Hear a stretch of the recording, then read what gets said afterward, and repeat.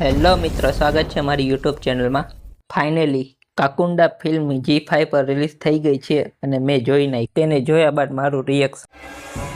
ऐसी क्या चीज है जो बच्चों को डरा रही है? हमें शेर को डरा के दिखा। ये तो टट्टी है। कैसा लगा मेरा मजाक? તો કેવી છે આ મૂવી, ચાલો વાત કરીએ. આપણે હમણાં બોલિવૂડની ફિલ્મ હોરર કોમેડી ખૂબ સારી હાલે છે, જેમ કે ભૂલ ભુલૈયા 2 અને હાલમાં જ રિલીઝ થયેલી મુંજીયા, જે બોક્સ ઓફિસ પર સારો કલેક્શન કર્યો છે. તે જ ફિલ્મના ડાયરેક્ટર તેની નવી ફિલ્મ OTT પ્લેટફોર્મ એટલે કે G5 પર રિલીઝ થઈ છે, કાકુંડા.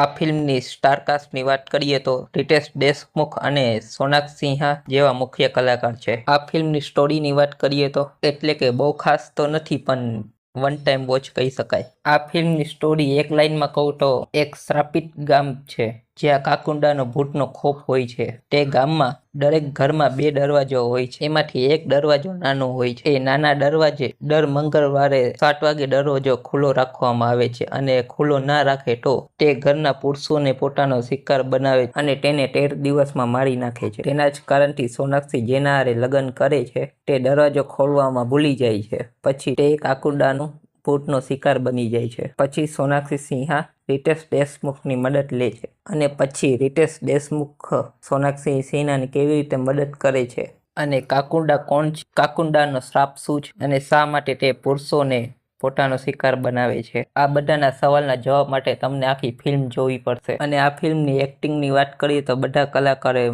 સરસ કામ કર્યું છે. આ ફિલ્મનું હોરર ને કોમેડી કેવી છે તો કોમેડી કોક જગ્યાએ સારી છે અને હોરર ક્યાંક જ જોવા મળે છે. હું આ ફિલ્મને 5 માંથી 3 સ્ટારની રેટિંગ દઈશ. જો તમે આ મૂવી જોઈ લીધી હોય તો મને કોમેન્ટમાં કહેજો કેવી છે આ મૂવી. જો આ વિડીયો સારો લાગ્યો હોય તો લાઈક કરજો અને આવા નવા રિવ્યૂ માટે સબસ્ક્રાઈબ કરજો.